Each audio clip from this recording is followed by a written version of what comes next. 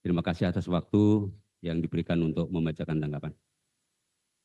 Kejaksaan Negeri Kota Cirebon, demi keadilan dan kebenaran berdasarkan ketuhanan yang Maha Esa.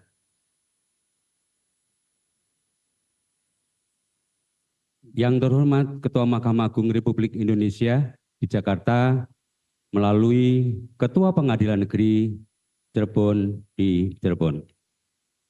Sehubungan dengan memori peninjauan kembali yang disampaikan oleh pemohon 1, Hadi Saputra alias Bulang bin Kasana, pemohon 2, Eka Sandi alias Tiwul bin Muram, pemohon 3, Jaya alias Kliwon bin Sabul, dan pemohon 4, Supriyanto alias Kasdul bin Sutadi.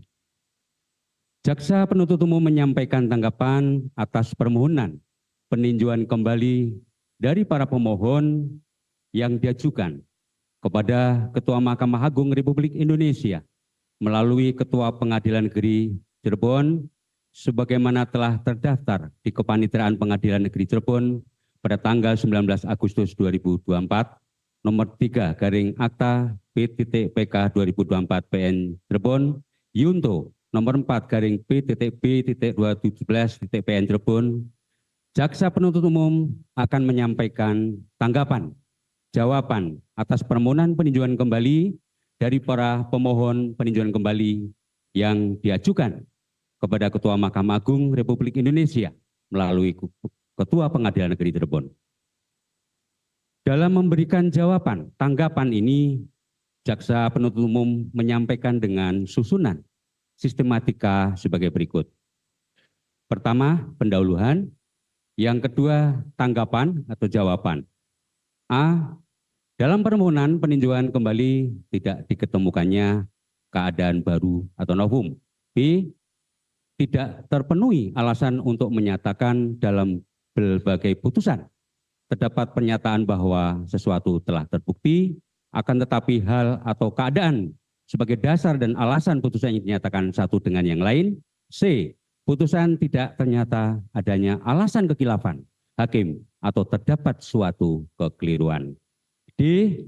Gerasi yang dilakukan para pemohon peninjauan kembali. E. Pengajuan gerasi para terpidana atau para pemohon peninjauan kembali. Kemudian penutup kesimpulan. Yang mulia Majelis Hakim peninjauan kembali. Perkenankanlah kami selaku penuntut umum dalam perkara peninjauan kembali atas nama pemohon 1 Hadi Saputra, pemohon 2 Eka Sandi, pemohon 3 Jaya, pemohon 4 Supriyanto, menyampaikan ucapan terima kasih kepada Majelis Hakim Agung yang telah memeriksa dan mengadili peninjauan kembali yang telah memberi kesempatan kepada jaksa penuntut umum untuk menyusun jawaban terhadap dalil-dalil maupun alasan-alasan yang dijadikan dasar bagi terpidana mengajukan permohonan peninjauan kembali ini.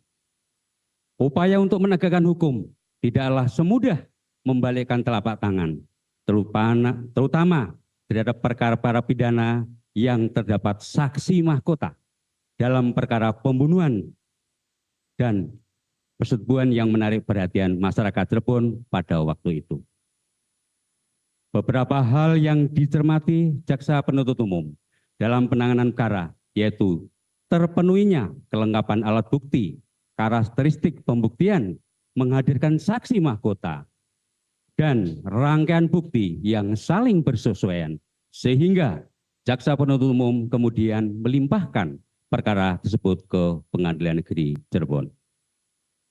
Para pemohon peninjauan kembali merupakan para terdakwa dalam perkara sebagaimana dimaksud dalam putusan Pengadilan Tinggi Bandung nomor 193/PIT/2017 PT Bandung Yo putusan Pengadilan Negeri Cirebon nomor 4/P.B/2017 PN Cirebon tanggal 26 Mei 2017 yang secara hukum telah berkekuatan hukum tetap. Dan saat ini para pemohon peninjauan kembali telah dieksekusi serta menjalani masa pemidanaan, di mana terpidana menjalani di lembaga pemasyarakatan. Peninjauan kembali sebagai upaya hukum luar biasa dilakukan atas dasar sebagaimana dalam ketentuan pasal 263 ayat 2 KUHP, yaitu A. Apabila terdapat keadaan baru yang menimbulkan dugaan kuat bahwa jika keadaan itu sudah diketahui pada waktu sidang masih berlangsung, hasilnya akan berupa putusan bebas atau putusan lepas dari segala tuntutan hukum atau tuntutan penuntut umum tidak dapat diterima atau terhadap perkara itu diterapkan ketentuan pidana yang lebih ringan. B. Apabila dalam berbagai putusan terdapat pernyataan bahwa sesuatu telah terbukti, akan tetapi hal atau keadaan sebagai dasar dan alasan putusan yang dinyatakan satu dengan yang lain. C. Apabila putusan itu dengan jelas memperlihatkan suatu kekhilafan hakim atau suatu kekeliruan yang nyata. Bahwa menurut M. Yahya Harahap dalam bukunya Pembahasan Permasalahan dan Penerapan KUHP, pemeriksaan sidang pengadilan, banding, kasasi, dan peninjauan kembali di dalam edisi kedua penerbit Sinar Grafika tahun 2002 pada halaman 619 menyatakan keadaan baru yang mempunyai sifat dan kualitas menimbulkan dugaan kuat. Pertama, jika seandainya keadaan baru itu diketahui atau diketemukan atau dikemukakan pada waktu sidang berlangsung, dapat menjadi faktor dan alasan untuk menjatuhkan putusan bebas atau putusan kepada dari segala tuntutan hukum. Putusan kepada dari segala tuntutan hukum. Atau dua, keadaan baru itu jika diketemukan dan diketahui pada waktu sidang berlangsung dapat menjadikan alasan dan faktor untuk menjatuhkan putusan yang menyatakan tuntutan penuntut umum tidak dapat diterima. Jika dapat dijadikan alasan atau faktor untuk menjatuhkan putusan dengan menerapkan ketentuan pidana yang lebih ringan. Selain itu pula, menurut Usman Simanjuntak dalam bukunya Teknik Penuntutan dan Upaya Hukum pada halaman 221 terbit 1994 mengemukakan bahwa keadaan baru yang mempunyai arti yuridis atau bersifat yuridis dan novum di sini hanya dimaksudkan suatu fakta yang dapat dibuktikan dengan alat-alat bukti biasa, yaitu keterangan saksi, alat bukti surat, dan sebagainya. Sehingga bila merujuk pada pengertian keadaan baru sebagaimana kami uraikan di atas, maka persyaratan bukti baru tersebut nyata-nyata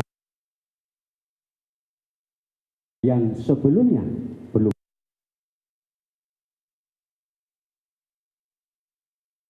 peninjauan kembali, membuka memori tanggapan atas memori yang diajukan peninjauan kembali yang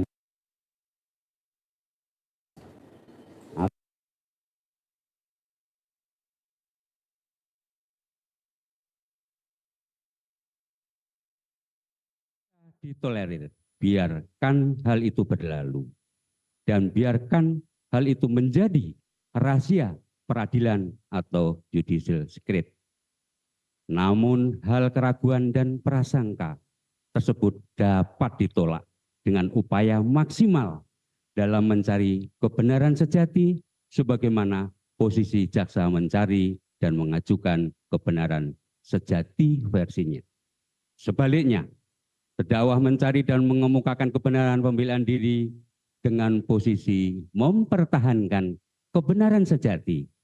Untuk itu, dalam mencari kebenaran sejati dalam peradilan pidana haruslah berdasarkan pemeriksaan sidang pengadilan, banding, kasasi, dan peninjauan kembali, yakni satu, bukti yang sah, yakni memenuhi syarat formal material yang mencapai batas minimal, yang sesuai dengan kasus relevan untuk menentukan dalam mengambil kesimpulan. Kemudian berdasarkan standar, yakni terbukti berdasarkan bukti yang sempurna dan meyakinkan melalui sistem memberi kesempatan kepada kedua belah pihak bertarung, saling mengajukan dan mempertahankan kebenaran bukti yang dimiliki dalam batas-batas yang dibenarkan hukum dan etika. The fairness of the process berdasarkan asas presumption of innocence. dengan memberi toleransi kemerdekaan kepada terdakwa mengajukan kebenaran pembuktian melalui proses pemeriksaan yang inkonstitusional dalam arti luas atau due process. Meneliti seksama alat bukti tersebut. Atas hal tersebut di atas, posisi dan fungsi peradilan melalui hakim yang berperan